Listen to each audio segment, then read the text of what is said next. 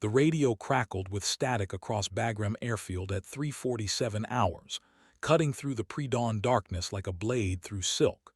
Major Patricia, Wraith, Vasquez should have been 300 miles south, leading a routine close air support mission over the Helmand province. Instead, her A-10 Thunderbolt II had vanished from radar contact exactly 17 minutes ago, somewhere above the jagged peaks of the Hindu Kush Mountains. "Overlord, this is Falcon 27, came the strained voice of Captain Marcus Webb through the command center speakers. "Still no contact with Wraith.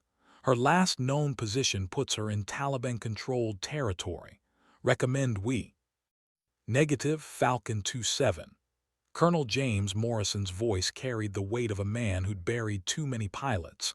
"Wraith is gone. RTB immediately. That sector is crawling with hostiles, and we're not losing another bird tonight." The silence that followed stretched across the operations center like a funeral shroud. Morrison stared at the tactical display, watching the friendly blue icon that represented Major Vasquez fade to gray, presumed destroyed. Around him, junior officers exchanged glances, their faces reflecting the grim mathematics of war. Another pilot down, another family to notify, another flag to fold. But 3 floors below in the intelligence bunker, Staff Sergeant Alina Reyes frowned at her intercept equipment. For the past 6 minutes, she'd been picking up fragmentary radio transmissions on an encrypted frequency, brief bursts of digital chatter that her analysis software couldn't quite decode. The signal originated from the same grid coordinates where Wraith had disappeared, yet the transmission pattern didn't match any known Taliban communication protocols. "Ma'am," she called to her supervising officer, "I'm getting some unusual traffic from the target area. Could be equipment malfunction, but—" "Save it, Sergeant. Focus on the living." Lieutenant Colonel Sandra Hayes didn't look up from her own screen, where satellite imagery showed the smoking remains of what might have been an aircraft crash site. "Wraith's gone. We'll send a recovery team when the area's secure." Above the mountains, dawn painted the sky in shades of copper and gold. The Hindu Kush stretched endlessly, its peaks like ancient teeth gnawing at the heavens. Somewhere in those valleys, among the scattered rocks and wind-carved caves, something stirred. Metal groaned against stone. An engine coughed once, twice, then roared to life with a sound like thunder awakening. The A-10 Thunderbolt II, Khalsin Wraith, lifted slowly from a ravine where it had been hidden for the past 4 hours. Its twin engines screamed defiance at the morning air, while its pilot checked instruments with hands that hadn't trembled once during the longest night of her career.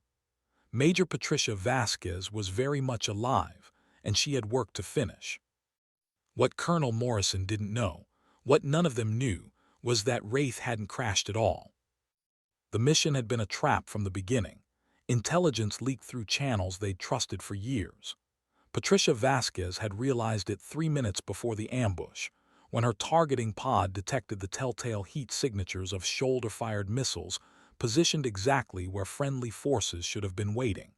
She'd cut her engines, dropped into the ravine, and played dead while Taliban fighters celebrated shooting down an American warplane that was never actually there.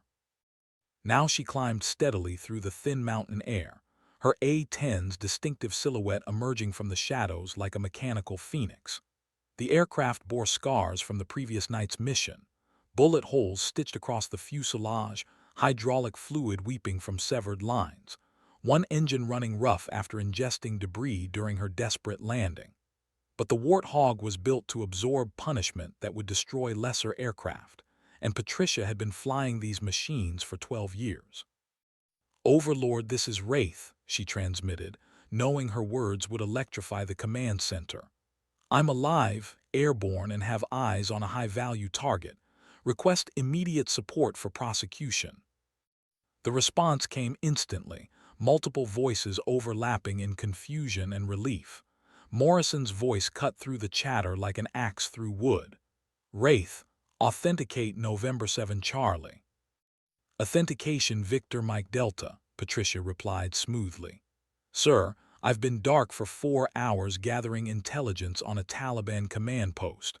Approximately 40 hostiles, 3 technical vehicles, and what appears to be a foreign advisor. Grid coordinates follow. She rattled off the location with professional precision, but her heart was hammering against her ribs. The foreign advisor was the reason she'd risked everything. A pale-skinned man in expensive tactical gear who'd been directing the ambush with the kind of expertise that suggested military training. American military training. "Wraith, your aircraft was reported destroyed," Morrison said. "How do you copy?" "Aircraft sustained damage but remains mission-capable. I've been conducting reconnaissance while Taliban forces search the crash site." Patricia banked left, using a ridgeline for cover as she approached her target. "They think I'm dead, which gives us a tactical advantage." Below her, the Taliban compound sprawled across a valley floor like a brown stain on the landscape. She could see movement around the buildings, armed men responding to the growing sound of her engines. They were looking up now, pointing at the sky, voices raised in alarm and confusion. The dead American pilot was supposed to be dead. Patricia armed her GAU-8 Avenger cannon, its 7-barrel system rotating with mechanical precision. 30-millimeter rounds loaded and ready, each one capable of punching through armor like paper.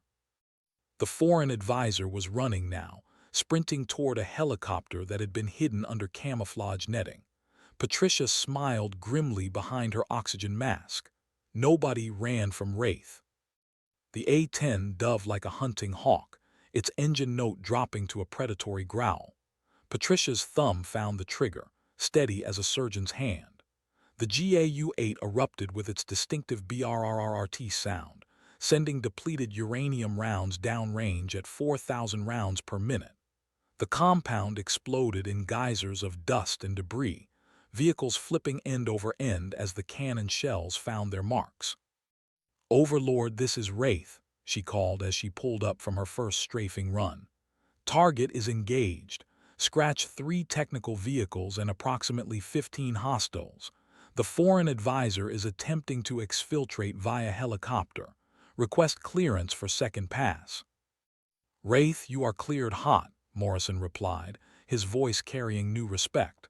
"Falcon 27 is inbound for support, ETA 8 minutes. Patricia rolled inverted and dove again, her targeting computer painting the fleeing helicopter with infrared light. The pilot was good, better than most, but the Taliban aircraft was an old Soviet Mi-8, heavy and slow compared to her Warthog. She'd have one chance to end this before he reached the border. The cannon roared again, tracers reaching across the valley like deadly fingers. The helicopter shuddered, its tail rotor disintegrating in a shower of sparks and metal.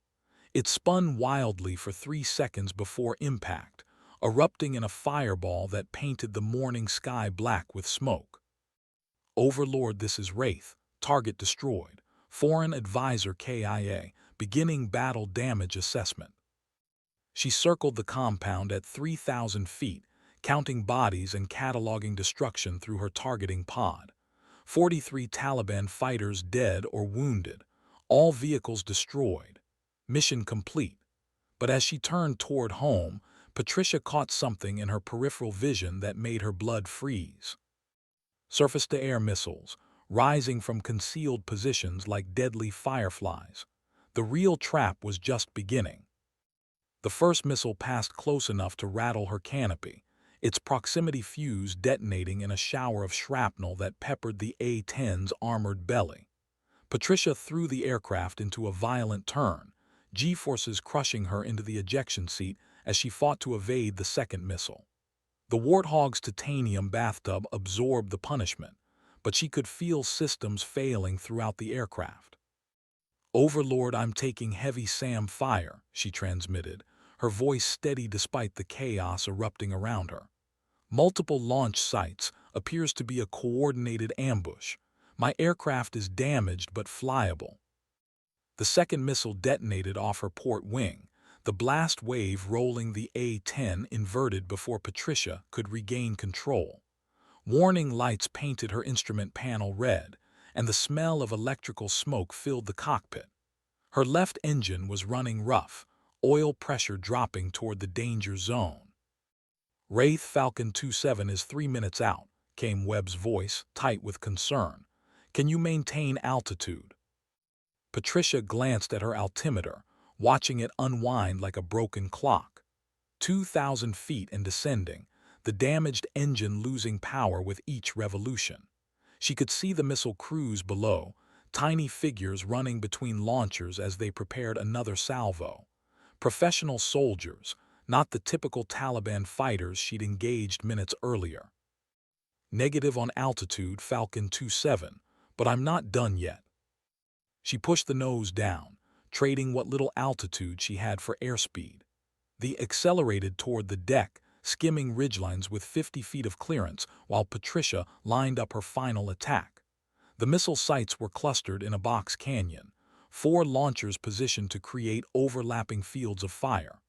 Whoever had planned this ambush understood American tactics better than most American pilots. The GAU-8 spun up again, its 7 barrels gleaming in the morning sun. Patricia had perhaps 200 rounds remaining, not enough for a prolonged engagement, but sufficient for what she planned. She would get 1 pass, maybe 2, before the damaged aircraft became unflyable. This is for everyone who said I couldn't hack it, she whispered, and opened fire. The cannon shells walked across the canyon floor like deadly rain, each impact creating a crater the size of a bathtub. The first missile launcher vanished in an expanding cloud of smoke and flame, its crew scattered like leaves in a hurricane. Patricia pulled up sharply, feeling the A-10 shudder as damaged control surfaces struggled against the airflow. But the remaining launchers were already tracking her, their missiles rising on pillars of flame and smoke. She counted 4 contrails, then 6, climbing toward her damaged aircraft with mechanical precision. Too many to evade, especially with half her control authority gone and 1 engine failing.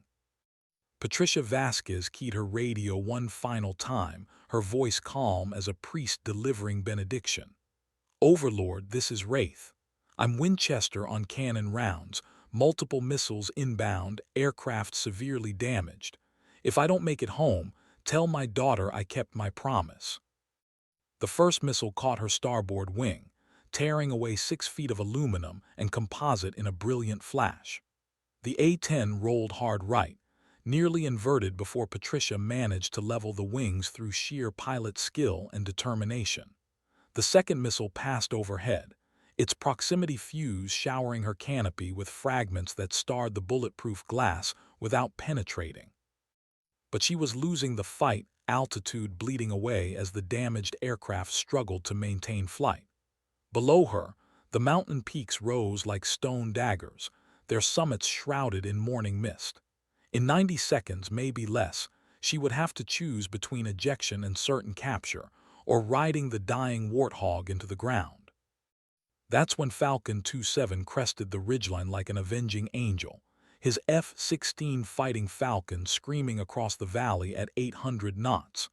Captain Marcus Webb had arrived 2 minutes early, and he was absolutely furious. Wraith, this is Falcon 27, tally multiple SAM sites. I'm engaging with cluster munitions, danger close. Recommend you get as low as possible and stay there. Patricia didn't need to be told twice. She pushed the A-10's nose down until the altimeter reading resembled a telephone number, skimming across the valley floor with landing gear nearly touching the rocks. Behind her, Webb's CBU-97 cluster bombs detonated in sequence, each warhead scattering dozens of armor-piercing submunitions across the canyon floor. The remaining missile launchers died in rapid succession, their operators cut down by tungsten fragments moving at supersonic velocity. Secondary explosions followed as stored ordnance cooked off, sending geysers of flame and debris hundreds of feet into the air. Within 30 seconds, the sophisticated ambush site had been transformed into a burning graveyard. Overlord, this is Falcon 27, Webb reported, his F-16 already climbing toward altitude for another pass. Sam's sights neutralized. Wraith appears to have sustained significant battle damage but is maintaining controlled flight. Patricia fought to keep the A-10 level as both engines began showing signs of imminent failure. Oil pressure in the port engine had dropped to zero, while the starboard power plant was running so rough she could feel vibrations through the airframe. She had perhaps 10 minutes of flight time remaining before catastrophic engine failure forced her down. "Overlord Wraith," she transmitted, surprised at how tired her voice sounded. "Request vectors to nearest friendly airfield. My aircraft is badly damaged, but I think I can make it home." The response came from Colonel Morrison himself, his tone carrying emotions he rarely allowed junior officers to hear. "Wraith, you are cleared direct to Bagram, all traffic diverted. Emergency vehicles are standing by. Outstanding work out there, Major. You've just earned yourself a distinguished flying cross." Patricia almost smiled, but the effort required more energy than she possessed. Her hands were shaking now, delayed reaction from the adrenaline finally wearing off, and she could taste copper in her mouth where she'd bitten her tongue during the missile evasion. The A-10 was flying on borrowed time, held aloft by nothing more than stubborn engineering and pilot determination. As she climbed slowly toward the mountain passes that would carry her home, Patricia thought about the promise she'd mentioned on the radio.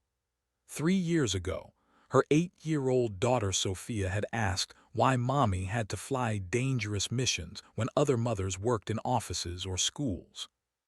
"Because sometimes," Patricia had explained, "the only thing standing between good people and bad people is someone willing to fight." Now, nursing a dying aircraft through hostile airspace, she wondered if Sophia would understand the true cost of that promise. The flight home took 47 minutes that felt like 47 hours. Patricia's A-10 lost altitude steadily as both engines consumed themselves from the inside out, metal temperatures climbing toward the red line while oil pressure dropped to nothing. She'd shut down the port engine over the Kabul River, feathering the propeller to reduce drag while coaxing maximum performance from the remaining power plant. "Bagram Tower, this is Wraith on final approach, emergency landing. I have battle damage, single engine failure and low fuel. Request crash and rescue standing by." "Wraith, Bagram Tower, you are cleared to land any runway, wind is calm. Emergency vehicles are positioned and ready. You're almost home, Major." Patricia could see the runway now, a strip of gray concrete shimmering in the heat haze like a mirage. Her landing gear deployed with grinding mechanical protests, the damaged hydraulic system barely managing to extend the wheels and lock them in place. The A-10 was descending at twice the normal rate, too fast and too steep, but she had no choice except to ride it down. The runway rushed up to meet her like an old friend. Patricia flared at the last second, trading speed for attitude as the Warthog settled onto the concrete with a sound like controlled thunder. She deployed the drag chute and stood on the brakes, feeling the aircraft shudder as it fought to stop before running out of runway. When the A-10 finally rolled to a halt 300 feet from the end of the pavement, Patricia Vasquez sat quietly in the cockpit for nearly a minute, her hands still gripping the control stick. Around her, emergency vehicles converged with lights flashing and sirens wailing, but she barely noticed them. She was alive. Against all odds and tactical projections, Major Patricia Wraith Vasquez had brought her wounded bird home. The ground crew that swarmed over her aircraft counted 43 separate bullet holes, shrapnel damage from 2 missile near misses, and complete hydraulic failure in 3 independent systems. By any reasonable standard, the A-10 should have been unflyable after the first missile strike. That it had remained airborne for nearly an hour was testament to both Fairchild Republic engineering and pilot skill. Colonel Morrison was waiting when Patricia finally climbed down from the cockpit, her legs unsteady after hours of tension and G-forces. He looked older than she remembered, his face lined with the kind of fatigue that comes from sending young people into harm's way, and watching some of them never return. "Major Vasquez," he said quietly, extending his hand, "I owe you an apology. When we lost radar contact, I assumed the worst. I should have known better than to count out Wraith." Patricia accepted the handshake, noting how steady Morrison's grip remained despite everything they'd both endured over the past 6 hours. "No apology necessary, sir. I was effectively dead for 4 hours, by any reasonable measure. The important thing is that we identified and eliminated a significant threat to coalition operations." Morrison nodded toward the bullet-riddled A-10, which was already being surrounded by maintenance technicians and intelligence officers. "Intelligence is very interested in your foreign advisor. Any thoughts on his nationality or affiliation?" "American military training, sir. His tactical coordination was too sophisticated for insurgent forces. I'd recommend a full forensic analysis of the crash site, particularly any communications equipment or personal effects recovered from the helicopter." The implications hung between them like a storm cloud. If American military personnel were actively supporting Taliban operations, the political and strategic ramifications would extend far beyond a single firefight in the Hindu Kush Mountains. This was the kind of intelligence that could reshape entire theaters of operation. "Major," Morrison said finally, "you've been awake for 18 hours and just flew a combat mission that should have been impossible. Get some rest, file your after-action report tomorrow, and prepare for a very thorough debriefing. The Pentagon is going to want every detail of this engagement." As Patricia walked toward the squadron building, she could hear ground crews already beginning their damage assessment of her aircraft. Their voices carried the professional admiration that mechanics reserve for machines that survive impossible circumstances. The A-10 Thunderbolt II had once again proven that sometimes ugly and tough beats fast and pretty. But what she treasured most was the sound of pilots gathering near the flight line, their conversations carrying new respect for the call sign, Wraith. The debriefing took place 3 days later in a secure conference room that hadn't seen this much brass since the beginning of Operation Enduring Freedom. Patricia sat at one end of a polished table while 4 colonels, 2 generals, and a civilian from Defense Intelligence Agency asked questions that grew progressively more detailed and classified. "Major Vasquez," said General Catherine Roberts, "your actions during this engagement have raised some significant questions about our intelligence networks in theater. The sophistication of the ambush suggests insider knowledge of American tactical procedures. We need to understand exactly what you observed." Patricia had spent the previous 48 hours reconstructing every detail of the mission, from the initial intelligence briefing to her final landing at Bagram. Her written report ran to 37 pages, but she knew these officials wanted to hear it directly from the pilot who'd lived through the experience. "Sir, the initial ambush was positioned with precise knowledge of our standard approach patterns for close air support missions. The SAM sites were positioned to create a kill box that would force aircraft into predetermined flight paths, exactly as we would teach in our own tactical schools." She paused, gathering her thoughts while the officials exchanged meaningful glances. This wasn't just about one engagement anymore. It was about the integrity of their entire operational security framework. The foreign advisor was directing fire and coordinating communications using American tactical hand signals. When I engaged the compound, his first instinct was to move toward predetermined extraction point, not to seek cover or return fire. That suggests extensive training in American military doctrine. General Roberts leaned forward, her expression grave. "Major, based on your observations, what's your assessment of the threat level?" Patricia met her gaze steadily. "Ma'am, we're dealing with someone who understands our procedures well enough to predict our responses and position assets accordingly. If there are more like him, our current tactical approaches may be fundamentally compromised."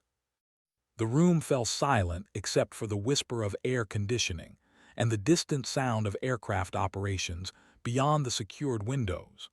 Patricia could see the weight of implications settling on the assembled officers like fresh snow on mountain peaks.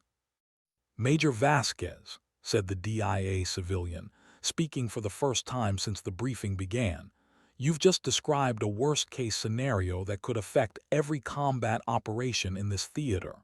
Are you certain of your observations?" "Sir, I stake my career and reputation on them."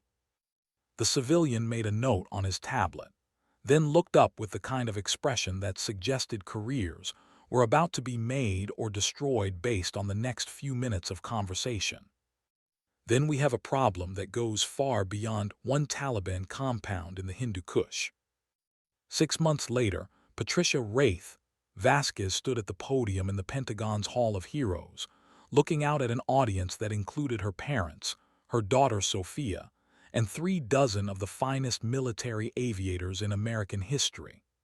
The Distinguished Flying Cross felt heavy against her chest, its blue ribbon a stark contrast to her dress blue uniform. The citation, read aloud by General Roberts, detailed her actions during what military historians were already calling the Hindu Kush incident. 4 hours of evading enemy forces, single-handedly destroying a sophisticated ambush site, and flying a critically damaged aircraft home through hostile airspace. The kind of mission that inspired Hollywood screenwriters and defense contractors in equal measure. But what mattered most to Patricia was the look in her daughter's eyes as she watched her mother receive recognition from the highest levels of military leadership. Sophia was 11 now, old enough to understand that her mother had done something extraordinary, even if the classified details would remain secret for decades. "Major Vasquez," General Roberts said as she pinned the medal in place, "demonstrated the highest traditions of military service under the most challenging circumstances. Her actions not only saved coalition forces from a sophisticated ambush, but also provided critical intelligence that has enhanced our operational security throughout the theater." The investigation that followed Patricia's engagement had uncovered a network of former American military personnel working as advisors and trainers for Taliban forces. 3 individuals had been identified and tracked down, their capture leading to the disruption of several planned attacks against coalition bases. The intelligence coup had saved hundreds of American lives, though the public would never know the full extent of the threat that had been neutralized. As Patricia looked out at the audience, she found her parents in the front row. Her father, a Vietnam veteran who'd never talked much about his own service, was wiping tears from his eyes with the back of his hand. Her mother held Sophia's hand, both of them beaming with pride that seemed to fill the entire auditorium. After the ceremony, as photographers captured images for history and politicians made speeches about American valor, Patricia found herself standing alone for a moment near the memorial wall that honored aviators who hadn't made it home. The names stretched across polished black granite like stars in a midnight sky, each one representing a story of courage and sacrifice that would echo through generations. Colonel Morrison approached quietly, his own chest bearing decorations earned in 3 different conflicts across 2 decades of service. He studied the wall for a long moment before speaking. "Major, you know that what you did out there was more than just good flying, right? You proved that sometimes one person, in the right place at the right time, can change the entire trajectory of a war." Patricia nodded, understanding the weight of his words. "Sir, I was just doing my job. The A-10 did most of the work. I just held on and tried not to crash." Morrison smiled, the first genuine expression of humor she'd seen from him since the engagement. "Major, in 30 years of military service, I've learned that the best pilots always say that. It's the mediocre ones who take credit for everything." As they stood together in comfortable silence, Patricia thought about the conversation she'd had with Sophia the previous evening. Her daughter had asked if being a hero meant never being afraid, and Patricia had explained that courage wasn't the absence of fear. It was doing the right thing despite being terrified. "Mommy," Sophia had said with the clarity that children bring to complex subjects, "you kept your promise. You fought the bad people so good people could be safe."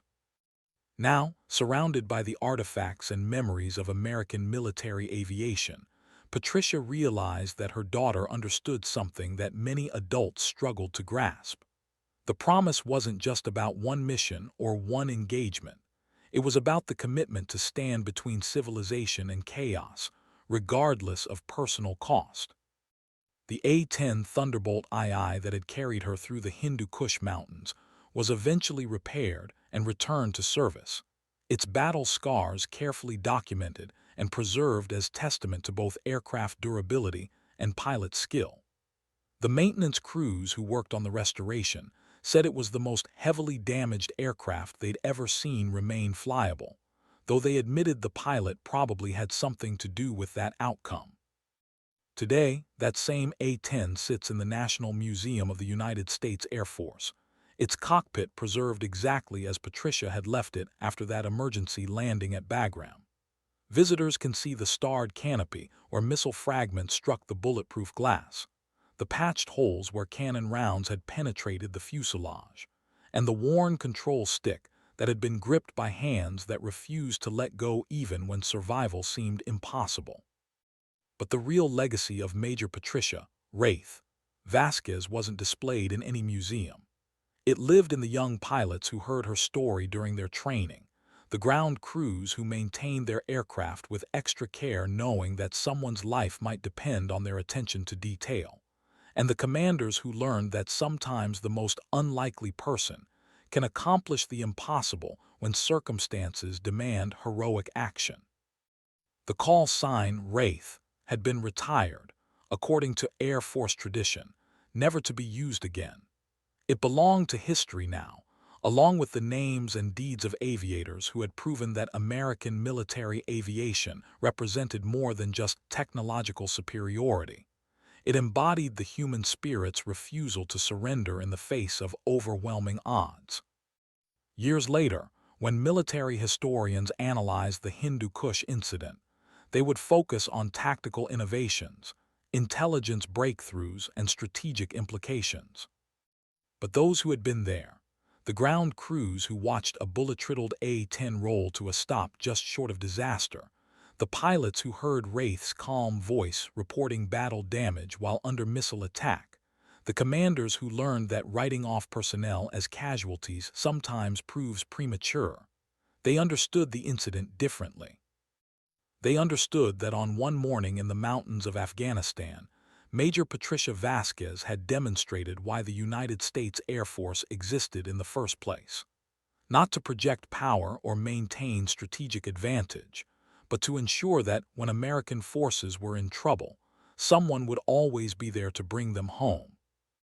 The sky over Bagram Airfield was empty now except for commercial traffic and the occasional military transport, the combat operations that had defined a generation finally winding down to their conclusion.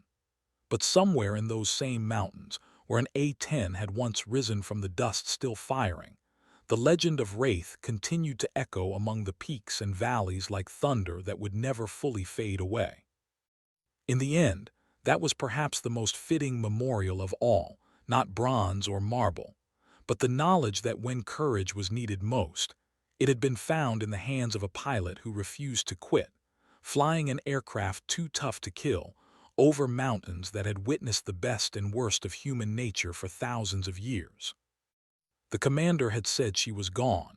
He'd been wrong about that and wrong about many other things as well. But he'd been absolutely right about one crucial detail. Major Patricia, Wraith, Vasquez was the kind of pilot legends were made of, even if it took a dying A-10 rising from the dust to prove it.